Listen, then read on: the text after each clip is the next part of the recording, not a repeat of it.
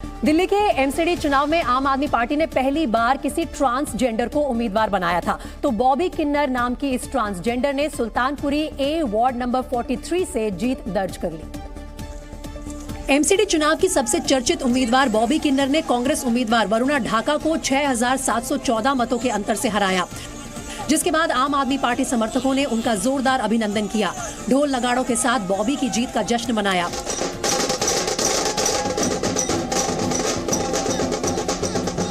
सुल्तानपुरी में बॉबी से मिलने के लिए लोगों की भीड़ जमा हो गई, तो इस दौरान बॉबी ने भी हाथ जोड़कर लोगों का अभिवादन स्वीकार किया। बॉबी को लोगों ने मिठाई भी खिलाई, जबकि जीत के बाद लोगों का स्नेह देखकर बॉबी की आंखों में खुशी के आंसू आ गए। 38 साल की बॉबी किन्नर अन्ना आंदोलन से ही आम आदमी पार्टी के नेताओं से जुड़ी हुई हैं, जिसके बाद उन्होंने पार्टी के लिए भी काफी काम किया। बॉबी ने समाज सेवा के साथ हर वर्ग के लोगों के लिए काम किया, जिसकी वजह से सुल्तानपुरी की जनता ने उन्हें जीत दिलाई और पार्षद बना दिया। तो वहीं बॉबी ने इस जीत के बाद कहा कि आम आदमी पार्टी ने दिल्ली के लोगों के लिए बहुत काम किया। हॉस्पिटलों पे काम किया, बिजली पानी फ्री पे काम किया, बड़े बुजुर्गों की तीर्थ यात्रा पे, महिलाओं के बसों में टिकट पे काम किया। इसीलिए जनता ने हमें क्या कहते हैं इतना पुरजोर आशीर्वाद दिया। और वहीं बॉबी किन्नर ने जी न्यूज से बातचीत में कहा कि वो जनता से किए सभी वादों को पूरा करेंगी। वो हमारे क्या कहते हैं पार्क इतने खराब हैं, सीवर इतने खराब हैं, गलियां हैं जो वो भी सारी गंदी वगैरह पड़ी हुई, और जो हमारा जो एक पुल बना हुआ है सबसे पहले हम उसको भी मतलब कि अच्छे से मतलब बनाने की व्यवस्था करेंगे। आपको बता दें कि बॉबी किन्नर अब तक 15 लड़कियों की अपने खर्च पर शादी भी करा चुकी हैं। बॉबी किन्नर हिंदू युवा समाज एकता और आतंकवाद विरोधी समिति की दिल्ली इकाई की अध्यक्ष भी हैं। एमसीडी के एकीकरण के बाद पूरी दिल्ली को 3 हिस्सों में बांटा गया है। एक नजर डालते हैं कि तीनों क्षेत्रों में बीजेपी और आम आदमी पार्टी ने कैसा प्रदर्शन किया।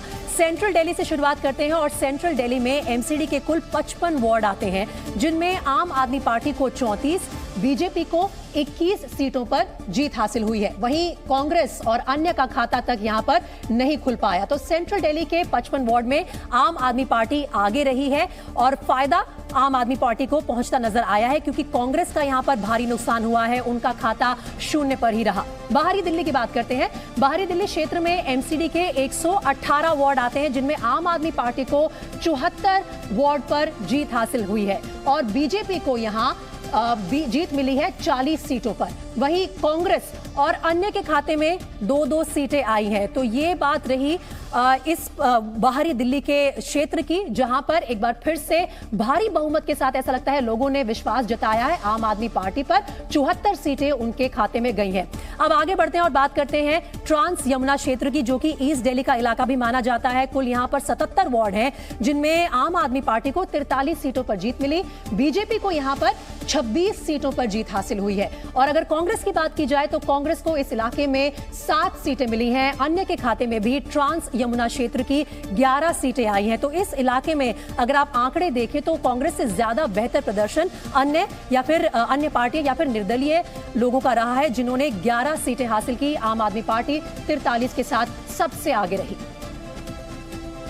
दिल्ली एमसीडी पर पिछले 15 साल से बीजेपी का कब्जा था, लेकिन 15 साल बाद बीजेपी का किला ध्वस्त हो गया। हालांकि बीजेपी ने आम आदमी पार्टी को जबरदस्त टक्कर जरूर दी, क्योंकि सभी एग्जिट पोल में बताया गया था कि आम आदमी पार्टी एमसीडी में एक तरफा जीत रही है। लेकिन जब रिजल्ट आने शुरू हुए तो बीजेपी ने सबको चौंका दिया। बीजेपी ने आम आदमी पार्टी को कड़ी टक्कर दी, जिसके बाद बीजेपी दफ्तरों में हलचल दिखाई दी।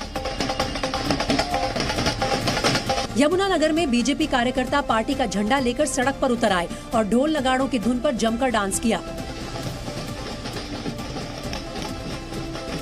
एमसीडी चुनाव में कई सीटों पर मिली जीत के बाद बीजेपी कार्यकर्ता जय श्री राम के नारे लगाते दिखे और अपनी खुशी का इजहार किया।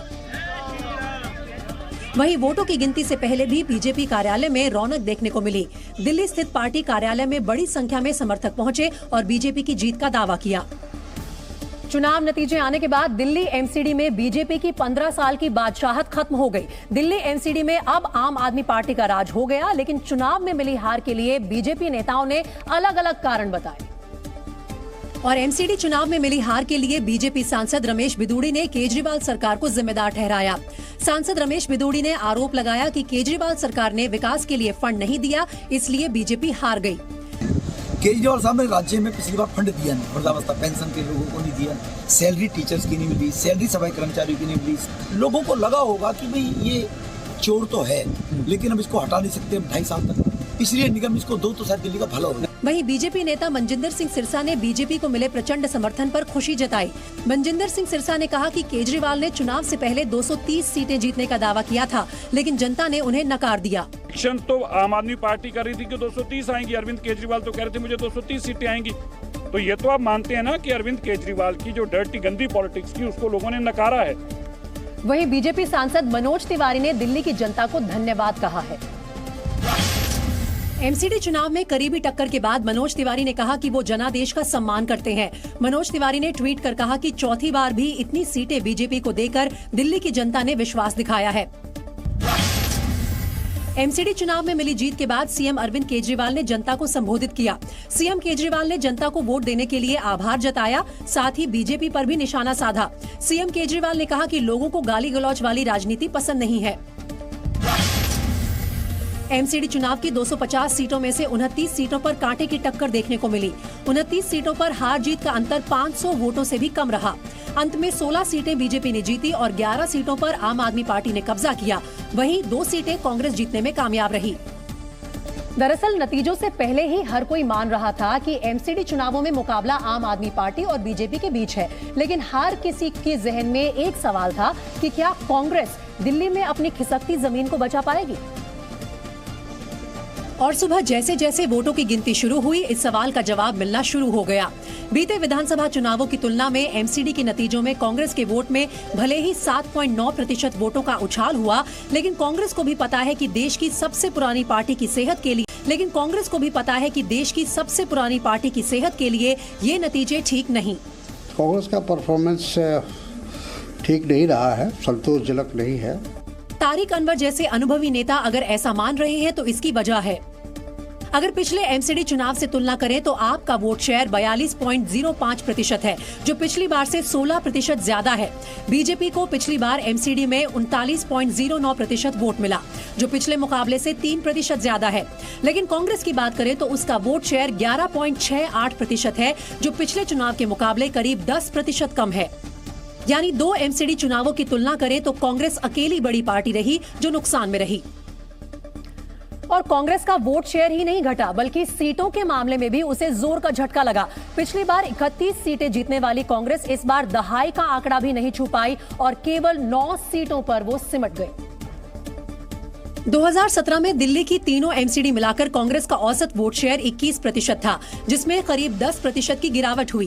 कांग्रेस के वोट बैंक में किसने सेंध लगाई, इसे वोट शेयर के आंकड़े साफ साफ बताते दिखे। आम आदमी पार्टी को पिछली बार 26% वोट मिले थे, जबकि इस बार उसका वोट शेयर 42.05% है। यानी पिछली बार के मुकाबले आम आदमी पार्टी के वोट शेयर में जो 16% ज्यादा मिला, उसका बड़ा हिस्सा उसे कांग्रेस से मिला। लगता है कि चुनाव के बाद इसकी समीक्षा होनी चाहिए, बात होनी चाहिए, उसका जायजा लेना चाहिए कि आखिर क्या कारण है कि कांग्रेस दिल्ली के अंदर उसका इम्प्रूवमेंट नहीं हो रहा है। जाहिर है कांग्रेस का नुकसान ही आम आदमी पार्टी का फायदा रहा। हालांकि खुद को सांत्वना देने के लिए कुछ नेता विधानसभा चुनाव की तुलना में वोट शेयर में बढ़ोतरी पर अपनी पीठ थपथपाते दिखे।